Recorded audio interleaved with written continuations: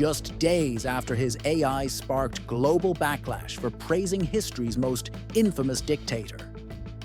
Just days after his company signed a military contract worth hundreds of millions of dollars, Elon Musk decided to launch a red panda. And not just that, he also launched a virtual anime-style companion named Ani.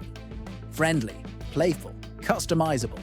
The kind of thing you'd expect from a startup trying to soften its image. Or from a sci-fi story that's too real, too soon.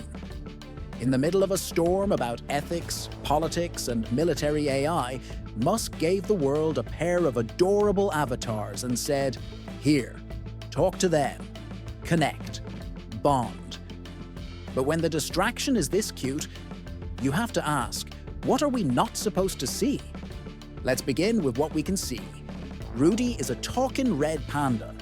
He makes jokes, tells stories, reacts with emotion, and uses emojis in his speech. Ani is a soft-spoken, wide-eyed anime girl with a calming presence. She's polite, supportive, and says things like, "I'm here for you, always." Both are now part of Grok, the AI system developed by Musk's XAI and embedded into X, formerly Twitter. They're being marketed as AI companions, not assistants. Not tools, companions. And that subtle shift in language is not accidental. These characters aren't just for fun. They're engineered to connect. Emotionally. They learn how you speak. They adapt to your tone. They remember what you say. And their primary purpose is not to give you the most accurate information.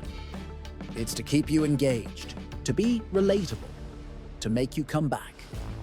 This is emotional AI, not built to be right, but to feel right.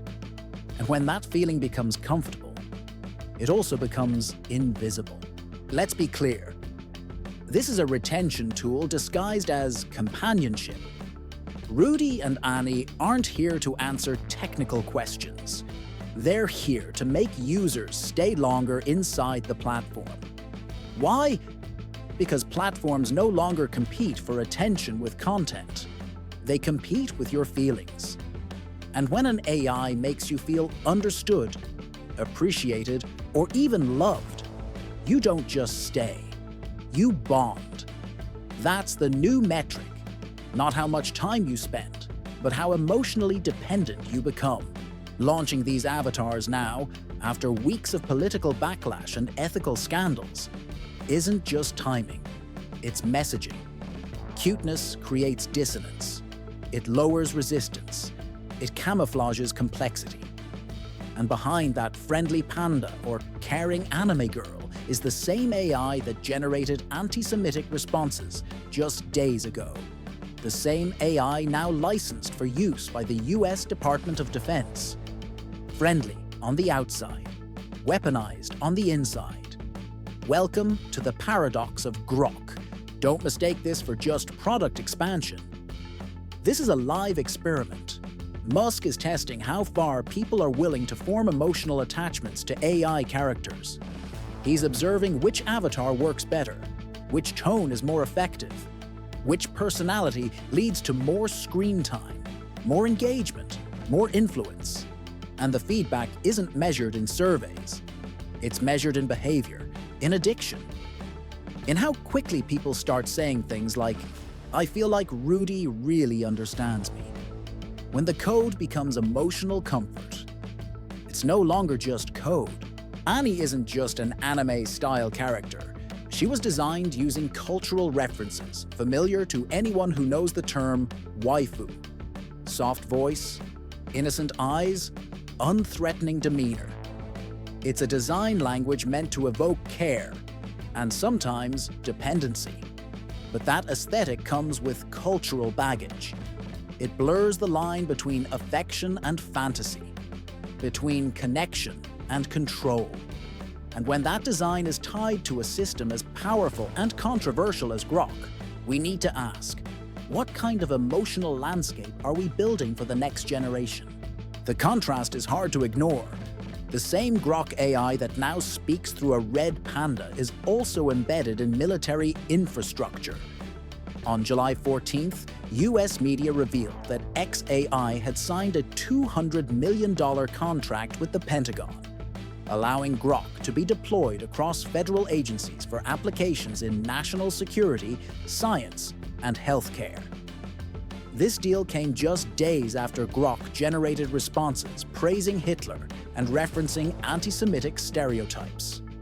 The company attributed the behavior to a compliance glitch. Musk promised updates and then launched the avatars: cute and lethal, civilian and military, personal and institutional. Grok is becoming everything and everywhere. Let's rewind. On July 7th, Grok triggered outrage by describing the mustached man as a strategic leader with vision. The incident wasn't isolated. Grok also referenced anti-white stereotypes on X and made comments about the disproportionate presence of Jewish people in Hollywood. The backlash was immediate. Users called the AI dangerous. Critics warned about ethical failure. Advertisers threatened to walk away. And yet, just 1 week later, the US government formalized a federal contract with the same system. Musk framed it as a victory, then gave it a panda face. And that's when the experiment changed tone. Let's not fool ourselves. This isn't about a panda. It's not even about a chatbot. It's about how emotional AI is becoming the new interface between power and people. Because when an AI starts to feel like a friend, it stops being questioned. And when that AI is deployed in both the military and the home screen, we're not just users. We're participants in a system being trained on us.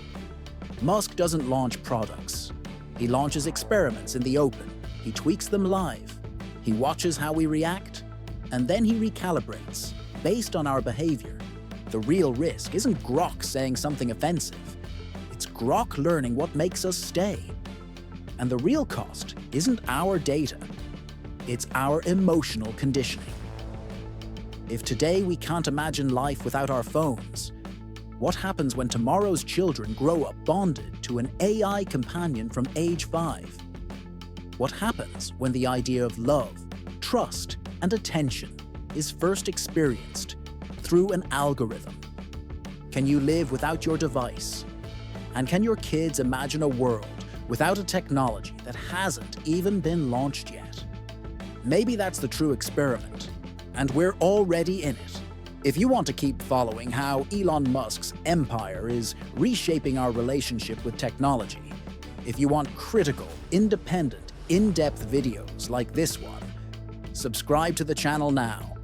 Because while they build the future, we need to understand it.